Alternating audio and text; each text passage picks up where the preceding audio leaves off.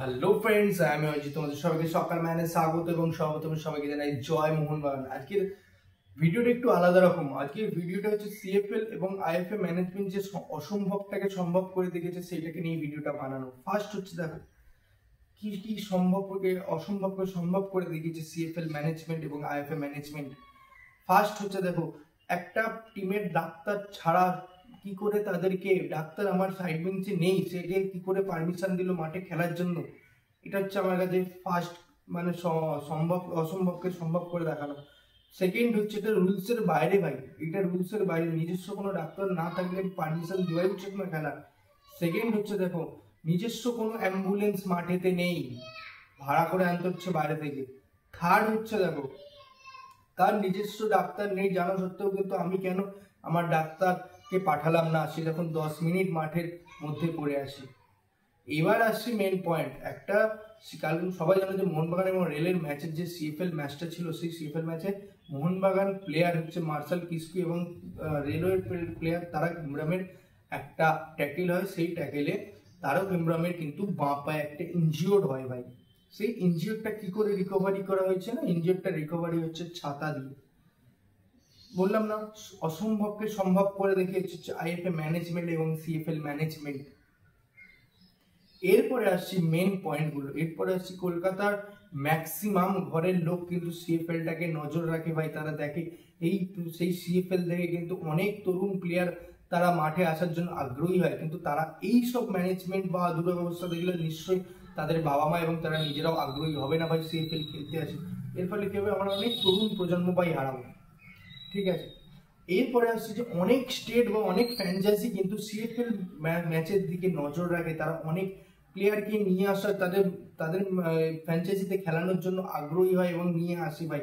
তারা অবশ্যই এই দুর্ব্যবস্থা দেখলে আসবে না ভাই। সিএফএল অনেক প্রাচীন খেলা ভাই। সিএফএল আমি ছোট থেকে দেখে আসছি, আমার বাবা মা তার থেকে ছোট থেকে দেখে আসছে। তাই আগ্রহটা সব মানে ফুটবল প্রেমীদের কাছে সিএফএল মানে একটা আবেগের খেলা। ঠিক আছে, এরকম ভাবে নষ্ট করা যায় না তাকে। এরপরে আসছি দেখো, সিএফএল যে মানে ওপেনিং যে এটা যে ছিল, ওপেনিং এ যে এত টাকা খরচা করেছেন, সবকিছু গোছানো ছিল, সাজানো গোছানো, কিন্তু সেই জায়গাটা থেকে যদি ওই টাকাগুলো এই দিকে খরচা করা হতো আমার মনে হয় বেস্ট হতো। আমি জানি না সবার মতামত মিলবে কিনা, কিন্তু আমার একটা মনে হয় যে বেস্ট হতো, যে এই সব দিক যদি আমাদের ঠিকঠাক থাকে তবে তরুণ প্লেয়ার এমনি আসবে ভাই। সিএফএল মোহনবাগান এবং ইস্টবেঙ্গলের কাছে একটা আলাদা মানের খেলা। তাদের দর্শকরা এমনি মাঠ ভরাবে, তাদের যেতে হয় না। ঠিক আছে, তাদের কাছে ওই ওপেনিং সেরিমানি করার কোনো দরকার ছিল না। তাদের মোহনবাগান, ইস্টবেঙ্গল সমর্থক এবং মোহামেডান সমর্থক এমনি মাঠ ভরাবে, এবং আদার্স যারা জয়েন করছে তারাও কিন্তু তাদের ক্লাবের সমর্থকরা কিন্তু আসবে মাঠে। সিএফএল কারণ একটা আলাদা, বাঙালির কাছে একটা আলাদা মর্যাদার খেলা। ঠিক আছে, তার মান, তার গুণগত মান সবাই জানে। আমাদের বলার আগে থেকে বলার মানে ওপেনিং করে সেরিমানি করার দেখানোর কোনো এই নেই। যদি ওই টাকাগুলো এই দিকে খরচা হতো, তাহলে অ্যাম্বুলেন্স, ডাক্তার এইসব দিকে যদি খরচা হতো, প্লেয়ারদের উপর যদি একটু নজর দেওয়া হতো, তাহলে মনে হতো সব থেকে আমার ভালো হতো।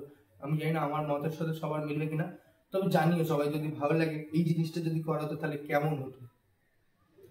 এরপরে আসছি ভাই মোহনবাগানের দিকে। ঠিক আছে, মোহনবাগানের কিছু ট্রান্সফার আপডেট বেরিয়ে এসছে ভাই, আমার কাছে আছে, মানে সবার কাছেই হয়তো আছে, মানে আমি যেগুলো খবর পেয়েছি সেগুলোই বলবো। দেখো, সবাই জানো যে মেহতাব সিং এবং হচ্ছে অ্যালেক্স সাজির যে জিনিসটা বেরিয়ে এসছে, মেহতাব সিং না অ্যালেক্স সাজি, এই জিনিসটা কিন্তু অ্যালেক্স সাজির উপর বেশিরভাগ ডিপেন্ড করে আছে ভাই। মেহতাব সিং এর উপর অবভিয়াসলি মোহনবাগানের একটা ইন্টারেস্ট ছিল আগে, কিন্তু এখন সেই ইন্টারেস্টটা অনেকটাই কমে গেছে। কারণ অবভিয়াসলি একটা সিএফএল হবে কিনা, আইএসএল হবে কিনা, সেই দিক থেকে একটা প্রবলেম দেখা গেছিল। তাই মোহনবাগান ম্যানেজমেন্ট ডিলে করতে করতে একটু ইন্টারেস্ট হারিয়েছিল, এবং মেহতাব সিংও সেই জায়গা থেকে ইন্টারেস্ট একটু সরিয়ে নিয়েছিল। এবং মুম্বাই অনেক টাকার ডিল তার কাছে পাঠিয়েছে।